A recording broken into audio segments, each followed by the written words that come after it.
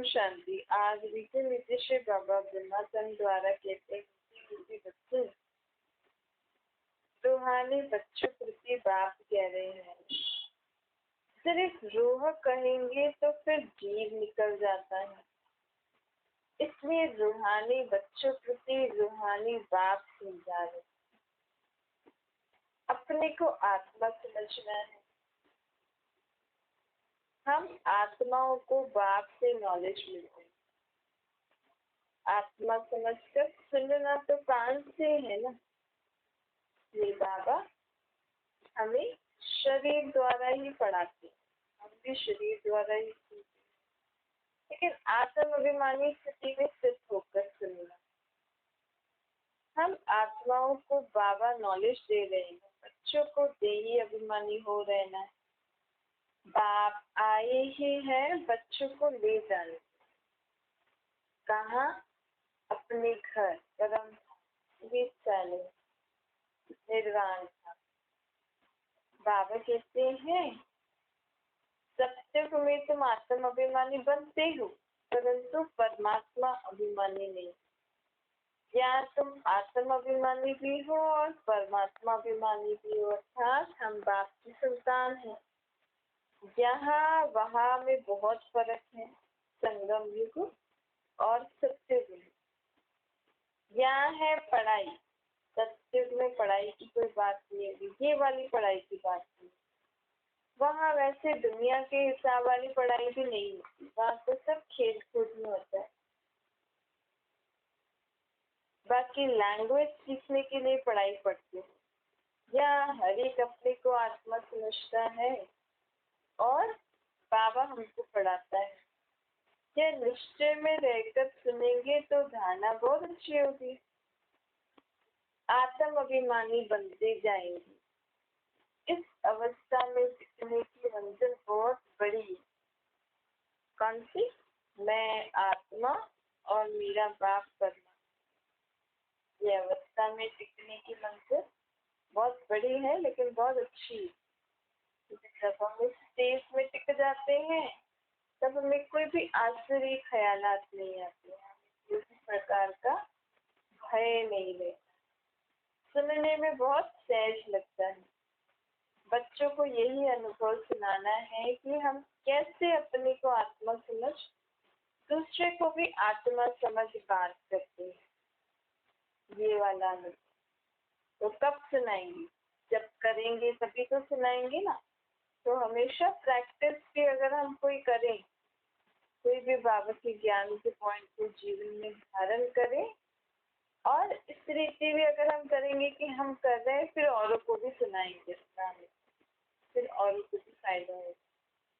बाप कहते हैं मैं भले इस शरीर में हूँ, परंतु परमात्मा की तो असल से ये प्रैक्टिस ही है ना। बाबा तो आत्माओं को ही देखते हैं, और वो भी बाबा आत्माओं को उसके असली स्वभाव संस्कार के रूप में देखते हैं।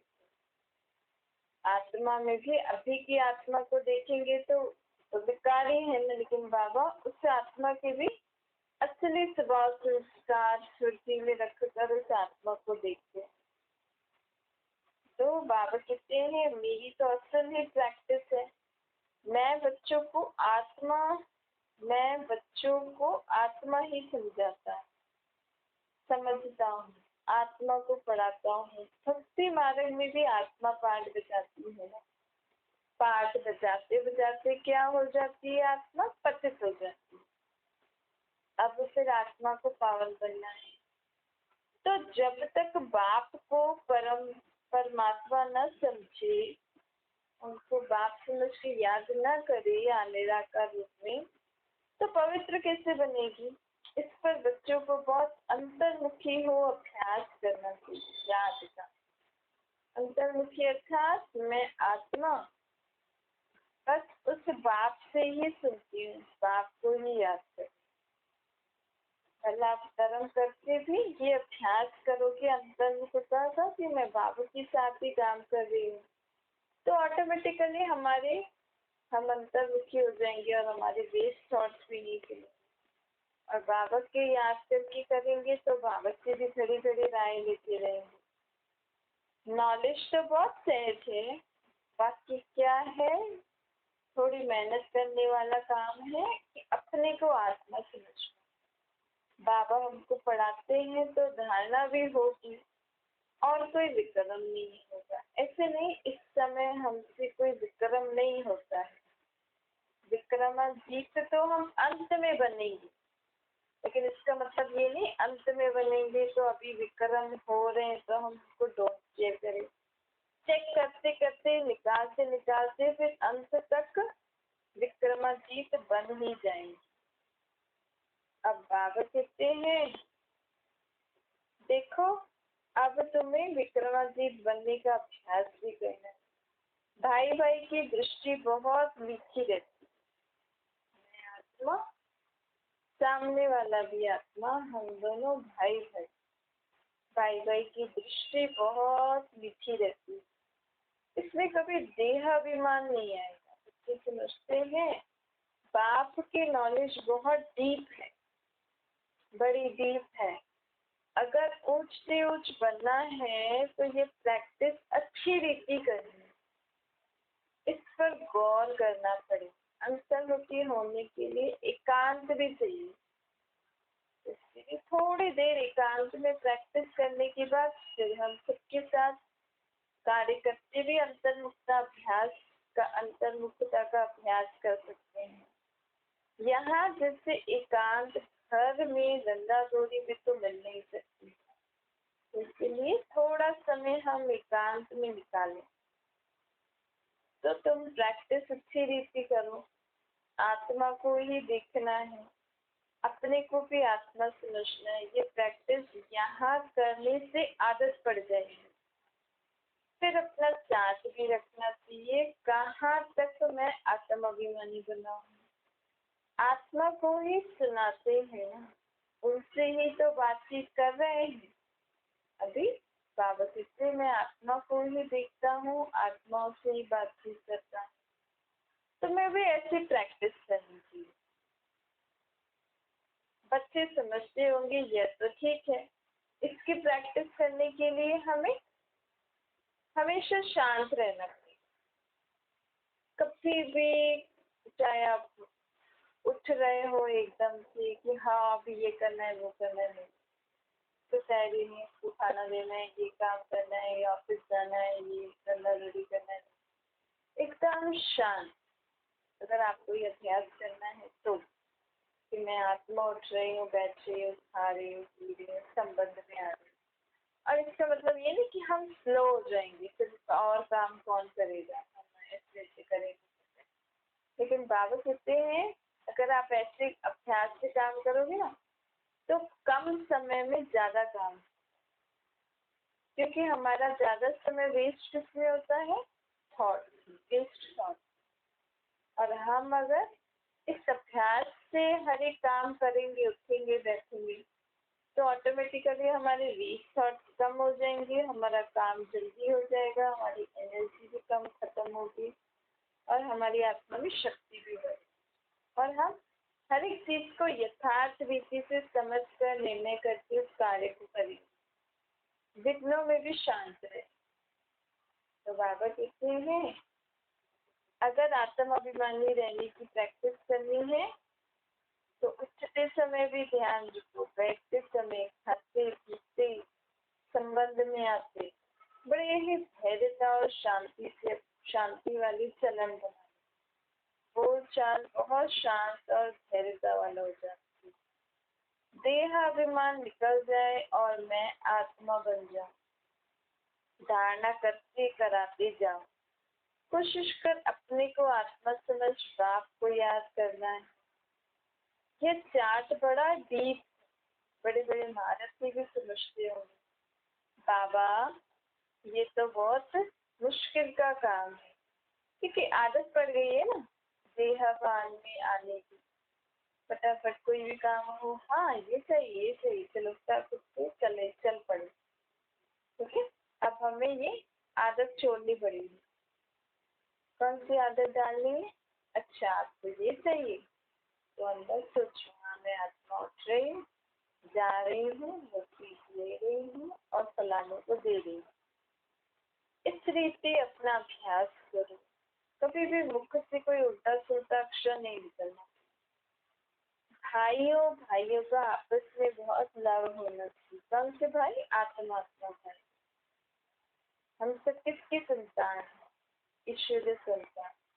और इसके लिए जैसे हम अभी रोज 15 मिनट जो मेडिटेशन कमेंट्री करते हैं, मेडिटेशन मतलब स्वयं को परमात्मा से मिलाना, परमात्मा को किसी न किसी रीति से मिलाना, या बाबा के गुणों को याद करके, या बाबा ने आपको जो ज्ञान दिया है, या कोई मन की बात बाबा से करके, तो आप फिर सारे दिन में भी और समय मिले तो आप जब अंदर ही अंदर ये रिवाइज करते रहेंगे ना, अंदर ही अंदर ये मनन करना कि मैं आत्मा हूँ, ये सब भी आत्मा है, हम सब भाई भाई सृष्टि पर पाठ बजा रहे।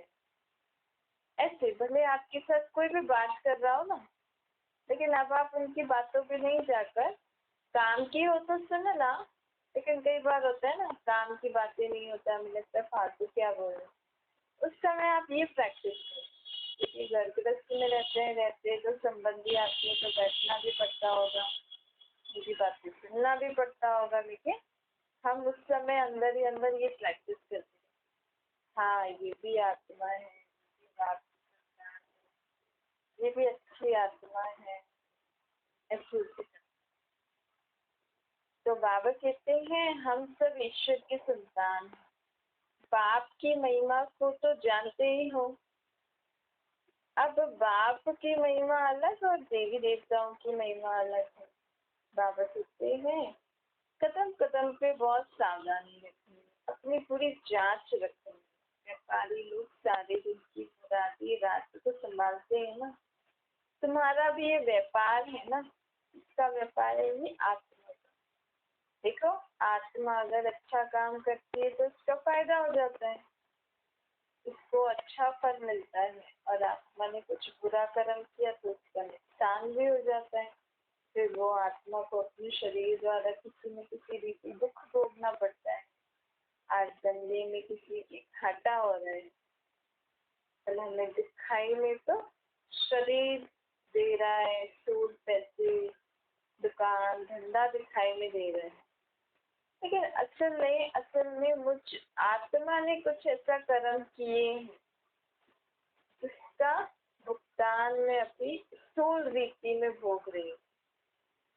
पहले तो मैंने किसी के साथ कुछ गलत किया है ऐसा, तो उसी समय ही मेरे ऊपर पाप कर्म चढ़ गए, या उसी समय ऐसा मेरे ऊपर चढ़ गया कि अब मेरा भी घाटा होने वाला है, या मैंने किसी को कुछ बोल दिया, और फिर वो चीज हमें स्थूल रूप में किसी न किसी चीज से मिलती है, वो घाटे का अनुभव।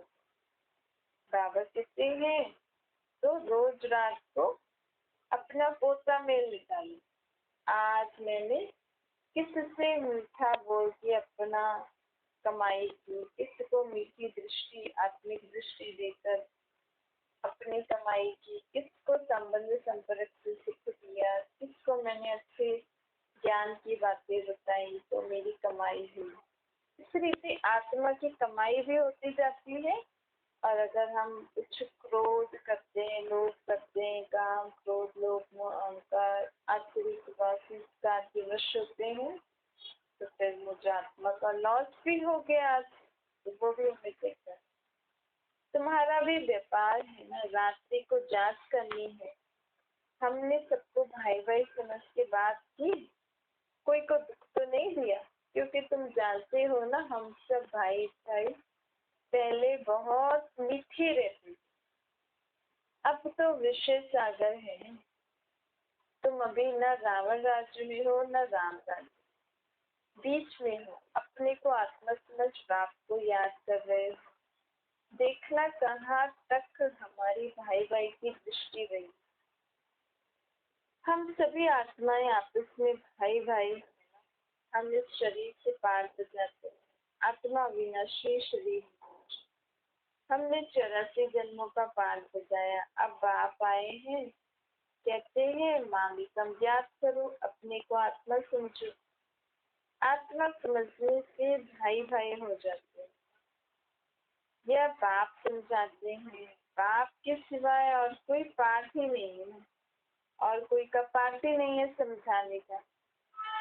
सिर्फ बाप ही तो समझा सकते हैं, वो भी बाबा प्रेरणा से नहीं समझाते। बाबा नीचे ब्रह्मा के तन में आकर समझाते हैं। बाबा कहते हैं जैसे टीचर बैठ समझाते हैं वैसे बाप बच्चों को समझाते हैं। यह विचार करने की बात है, इसमें समय भी देना पड़ता है। बाप ने धंधा आदि करने के लिए तो कह दिया, लेकिन धंधा आदि करते याद भी रहना है, उसके लिए टाइम निकालना चाहिए।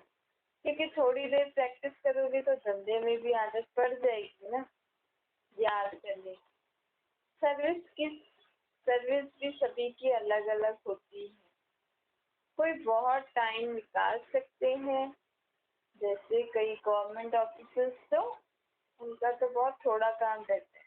हाँ, बाकी 8 घंटे उनको ड्यूटी देनी पड़ती है, लेकिन फ्री तो ज्यादा रहते हैं ना, उनको 8 घंटे सीट पे बैठना जरूरी है। ऐसे ही बहुत सारी अलग अलग सर्विसेज भी होती हैं। घर में भी चाहो तो टाइम निकाल सकते हो। तो बाबा कहते हैं बाप अभी सभी आत्माओं को पढ़ाते हैं। आत्मा में दैवी गुणों के संस्कार अभी बने। मनुष्य पूछते हैं भारत का प्राचीन योग क्या है?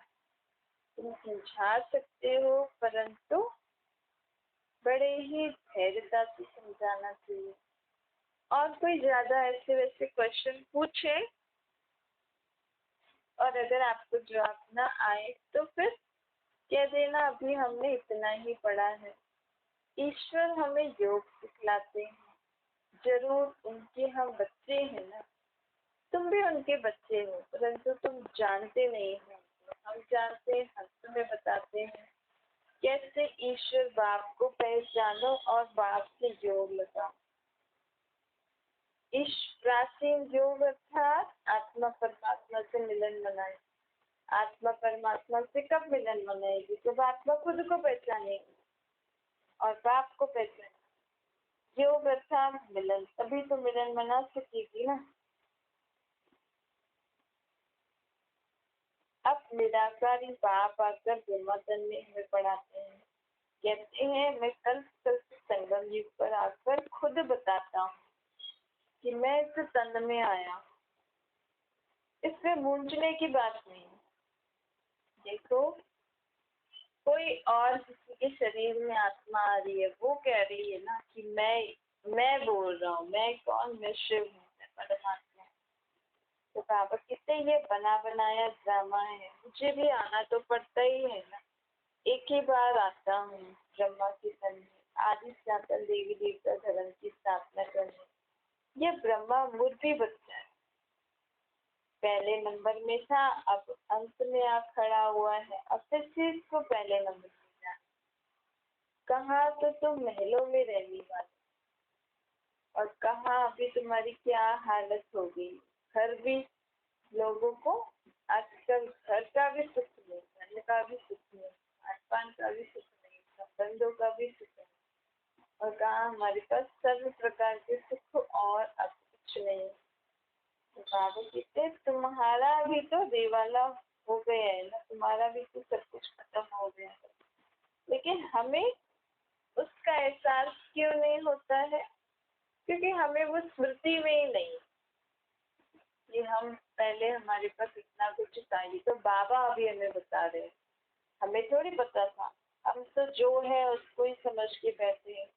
और भी यहाँ जो भी धन संपत्ति होती है, संबंधों में कड़ास होते हैं, तो उनके कारण दुखी होते हैं। लेकिन उनसे ज्यादा तो पहले हम कौन सी दुनिया में रह के आए, उसके हिसाब से हमारा कितना घाटा हो गया। अगर हमें वो चीजें याद होती तो अभी जो घाटे होते हैं, दुख होता है, उनका कुछ तकलीफ थोड़ी होती है हमारी, क्योंकि उससे तो ये सब छोटे मोटे है ना। बाबा कहते हैं देखो ये भी ड्रामा में न्यूज है कि आत्मा जन्म मरण में आते आते सब भूल जाती है। अगर आत्मा एक शरीर छोड़ दूसरा ले और उसको सब कुछ याद हो तो फिर वो जीवन जी सकेगी? नहीं जी सकेगी ना। दोनों तरफ से कहीं नहीं, डर से ना, डर से। तो बाबा कहते हैं इसीलिए जिस तरीके से आत्मा गई वो सब भूल गई ना, इस तरीके से हमें भी सब भूल जाना। जो जहाँ यहाँ से आत्मा गई वो सब भूल गई, दूसरे जन्म में गई, तो हमें भी वो सब भूल जाना चाहिए, तभी हम जीवन में आगे बढ़ सकते हैं। क्योंकि आत्मा का तो शरीर है ना, आत्मा थोड़ी मरती है, तो शरीर तो अदली बदली होता ही रहता है। और अगर जिसका जहाँ हिसाब किताब होगा तो वो कैसे न करके आपके आसपास आके अपना हिसाब किताब चुप्पू करेगी। आप उसको याद कर रहे हो जो आत्मा गई, और वही आत्मा आपके घर में बच्चा बन के घूम रही है, आपसे खेल रही है, आप फिर भी अभी तक कौन सा दुख बना रहे हो? काश वो होते तो वो भी देख के कितना खुश होते, ये होते। अरे वो आत्मा तो आपके घर में बच्चा बन के आई है, जिसके कारण आप खुश हो रहे हो। तो सोचो कितनी गहरी नॉलेज है ना। अगर हम ऐसी बातें को समझ गए तो मनुष्य आत्मा का दुख बिल्कुल खत्म हो सकता है। क्योंकि मनुष्य आत्मा को दुख सबसे ज्यादा किससे होता है? किसी के मरने से।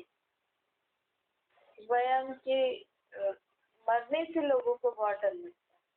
ठीक है, शास्त्रों में ऐसी ऐसी बातें लिखती है ना, फलाना गया इस योनि में जाएगा, यहाँ जाएगा, पता नहीं ज्योति ज्योत में समा गया, ऊपर चला गया। बस लोगों के तो माइंड एकदम वॉश हो गए ऐसी ऐसी बातें। और बाबा अगर हमें इतना धैर्यता से, इतना शांति से हर एक बात इतनी अच्छी रीति बताते हैं कि अगर कोई इन बातों को बैठ के समझ तो उसके जीवन में दुख क्या है वो यही सब भूल जाएगा कि दुख होता क्या है, अशांति होती क्या है। क्योंकि सब प्रकार की नॉलेज मिल जाती है ना। क्योंकि परमात्मा तो आत्माओं का बाप है, सृष्टि का रचयिता है। परमात्मा ने रावण वाली सृष्टि नहीं रची, उन्होंने तो सुख की दुनिया की स्थापना करने वाला। तो वो जो सुख दाता है उनकी राय पे उनका ज्ञान सुनेंगे तो ऑटोमेटिकली हमारे जीवन में अभी ही सुख शांति आ जाएगी। दुख अशांति क्या होता है, मरना वगैरह क्या होता है, सब भूल जाए। तो बाबा कहते हैं तो इस रीति ज्ञान जो सुनते हो उसका मनन चिंतन करो, परमात्मा को याद करो। मैं तुम्हें अभी प्राचीन योग सिखाने आया हूँ। हर 5000 साल में एक ही बार आकर मैं तुम्हें ये योग सिखाता हूँ। उस प्राचीन योग से आत्मा इतनी शक्तिशाली बन जाती है कि 21 जन्मों तक वो सदा खुश रहती है, तंदुरुस्त रहती है, उसको कोई बीमारी नहीं। आत्मा को 5 विकारों की बीमारी नहीं। देखो आज कई योग अभ्यास होते हैं जिससे शरीर कब तक ठीक रहता है? जब तक हम वो अभ्यास करते रह रहे, फिर खत्म करेंगे तो फिर से वही सब बीमारियां आदि बढ़ जाती। तो बाबा कहते हैं, लेकिन बाबा तो आत्माओं को ऐसा योग सिखा रहे हैं जिसमें आत्मा में शक्तियां, गुण, समझ इतनी भर जाएगी कि वो आगे के 21 जन्मों तक कभी दुखी, रोगी, बीमारी होगी ही नहीं। आत्मा की बीमारी विकार, चिंता, टेंशन, बुरे स्वभाव से विकार, ये सब उसकी बीमारियां हैं। तो आगे के 21 जन्म तक कभी आत्मा को ये रोग नहीं लगेगा। इतना अच्छा बाबा हमें प्राचीन योग सिखा रहे हैं कि रोगों से मुक्त हो जाए। तो बाबा कहते हैं इसीलिए इस प्राचीन योग को लोग बहुत सीखना चाहते हैं। ठीक है, इसके बारे में न जानने के कारण लोग अपने अपने रीति से लोगों को प्राचीन योग सिखाते हैं, फॉरेन में भी जाके सिखाते हैं। और फॉरेन वाले तो बहुत इनोसेंट होते हैं, उनको तो मेडिटेशन का शौक रहता है कि जो जैसा भी सिखाए। लेकिन बाबा हमें ऐसा मेडिटेशन सिखाते हैं जिससे आत्मा शक्तिशाली बन जाती है। अब भक्ति मार्ग का पाठ पूरा हुआ, अब ज्ञान मार्ग का पाठ चल रहा है। ज्ञान देने के लिए ज्ञान का सागर स्वयं इस सृष्टि पर ब्रह्मा के तन में आए हैं। बाबा कहते हैं मैं कोई ज्ञान सुनाने की तुमसे फी थोड़ी लेता हूँ, ये तो फ्री है। क्योंकि मैं किसको ज्ञान सुनाऊंगा? बच्चों को ही सुनाऊंगा ना। तो मेरा ख्याल सभी आत्माओं के लिए है, लेकिन बाबा को बाबा नहीं मानेंगे तो फिर ज्ञान क्या सुनेंगे। पहले तो मैं आत्मा, मेरा बाप परमात्मा ये तो जाने, ये तो माने, तो ज्ञान समझ में आएगा ना। ये बाबा के सभी सेंटर्स जितने भी हैं वहाँ पे फ्री ऑफ कॉस्ट कोर्स और क्लासेस क्यों कराई जाती है? क्योंकि ये ज्ञान परमात्मा का है आत्माओं से। तो बाबा कहते हैं ये ज्ञान में परमात्मा आत्माओं को देता है, उसके लिए कोई फी आदि नहीं लगता। और ये स्कूल भी है, यहाँ पे परमात्मा टीचर हमें पढ़ाने भी आते हैं, लेकिन और स्कूलों में तो पहले फी चाहिए और यहाँ फ्री ऑफ कॉस्ट चाहिए। यहाँ क्या देते हैं बाबा हमें? बाबा हमसे कहते हैं कि तुम्हें इस पढ़ाई में आगे बढ़ना है, अच्छी रीति पढ़ना है, तो मुझे अपने विकार दे दो, अपना देहाभिमान दे दो, देह भान दे दो, अपने को आत्मनिष्ठ कर और मुझे निराकार रूप में याद कर। निष्ठा मीठी मीठी सुखी जो बच्चों की माता पिता बाप दादा का याद प्यार और गुड मॉर्निंग रूहानी बाप जी। हम सभी रूहानी बच्चों को नमस्ते। हमारी भी रूहानी माता पिता बाप दादा को याद प्यार गुड मॉर्निंग और वरदान है। महारानी बन ट्रैक पुलिस से खुशी का खजाना बांटने वाले मास्टर रहे। लोग अल्पकाल की खुशी प्राप्त करने के लिए कितना समय व धन खर्च करते हैं, फिर भी सच्ची खुशी नहीं मिलती। ऐसे आवश्यकता के समय आप आत्माओं को महारानी बन प्राकृतिक खुशी का दान देना है।